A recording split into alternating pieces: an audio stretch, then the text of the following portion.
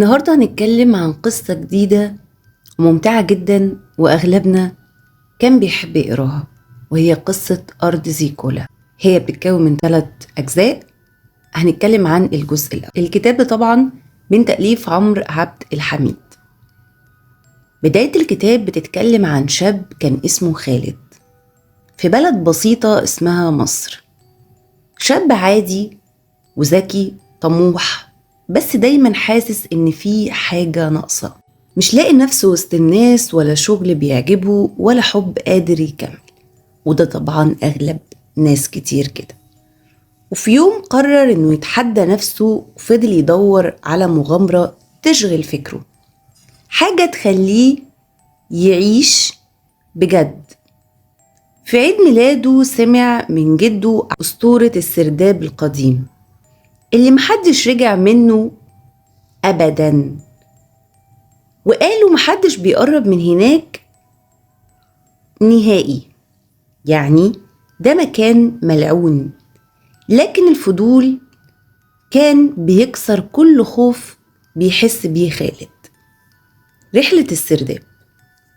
قرر ينزل السرداب ومشي في ممرات. في يوم من الأيام مشي في ممرات كانت ضيقة جدا، وكل خطوة كان فيه صدى صوت بيرن، لحد ما الدنيا بقت ضلمة عتمة تماما. وهو بيحس برجله على الأرض، فجأة نور ساطع من حواليه، ولقى نفسه وسط ناس لابسين لبس غريب وعالم تاني مختلف عن العالم بتاعنا. هو أرض زيكولا، الأرض اللي بتدفع فيها بذكائك مش بالفلوس. بلد ليها قانون واحد لكن غريب جدا. مفيش فلوس يبقى كل حاجة بتدفع بتمنها من ذكائك. عايز تاكل تدفع ذكاء، عايز تتكلم تدفع ذكاء، عايز تتعلم حتى تدفع ذكاء.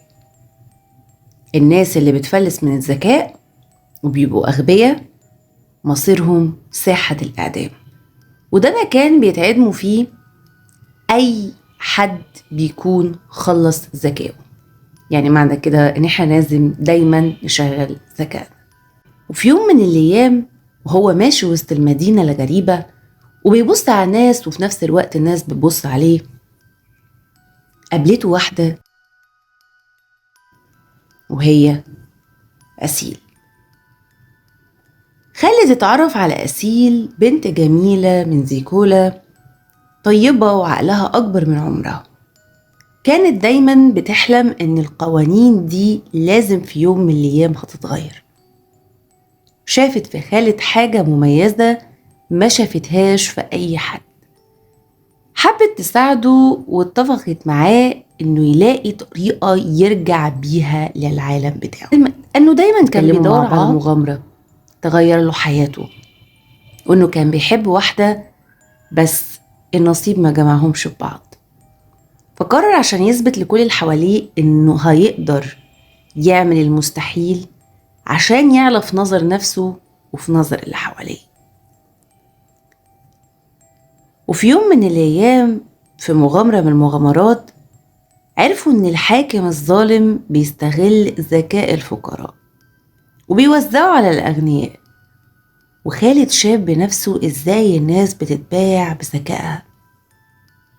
خالد بقى لازم يا إما يهرب يا إما ينقذ الناس. لو انت مكانه هتختار ايه؟ اتجمعت مجموعة من الشجعان وخالد كان معاهم وأسيل بتقودهم من بعيد، وجهزوا خطة سرية عشان يقدروا يخلصوا على كل حاجة وحشة في المملكة. وفي ليلة عتمة قدروا يفتحوا سرداب للهروب. يعني دلوقتي بقى في سرداب جواه كمان سرداب. لكن أسيل كان لازم تضحي بنفسها علشان تنقذه. وقبل ما يمشي قالت له لو جيت هنا تاني يبقى غير قانون الأرض دي. يعني قرر وشوف انت عايز تبقى ايه.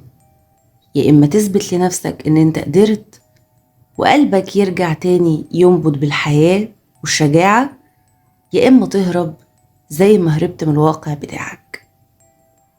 رجع خالد لمصر تاني، لكن قلبه كان هناك.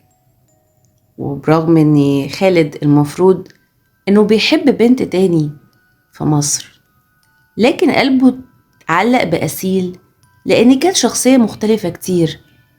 منك يا خالد.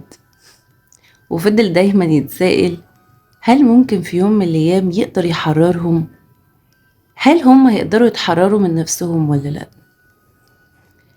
دروس القصة دي بتقولك ان دايما في ارض بتقدس الفلوس، زي ما في ناس كتير بتحب الفلوس، وفي ارض بتقدس العقول. والاخطر انك تخسر نفسك وانت بتحاول ترضي قانون مش بتاعك، يعني تفضل تقاوح في حاجة هي اصلا مش بتاعتك. وبيقولك دايما ان خليك واثق بنفسك مهما كان الاخرين بيقللوا منك. خالد هنا قرر انه يغامر عشان خاطر يعرف نفسه ويعرف حياته. وبعد مغامرات ووجع قلب، خالد قدر يوصل للنهاية ويرجع تاني بلده. بس هل هو اتغير من جواه؟ الحكمة هنا كبيرة جدا من القصة، انك مش لازم تستنى يحصل لك حاجة كبيرة علشان تتغير. لا، حاول دايما تكون متطلع ودايما رؤيتك مختلفة، وما تبصش للموقف اللي انت فيه النهاردة من رؤية او زاوية واحدة بس. خليك متنوع ودايما تعمل بلان بي، وان كل واحد جواه ارض زيكولا اللي فيها الذكاء وفيها الغباء وفيها الفلوس وفيها العلم، بس كل واحد بيتعامل بالطريقة او بالحكمة اللي هو قرر يتعامل بيها بنفسه. واللي ما بيتعلمش من اللي بيحصل له بيتعدم لانه بطل يفكر بذكاء. ده كان تلخيصي بالنسبة للكتاب ده. قصة جميلة جدا، وكمان الجزء التاني والتالت أروع بكتير. كان يعني ده بالنسبة لي الجزء ده أروع بكتير بكتير.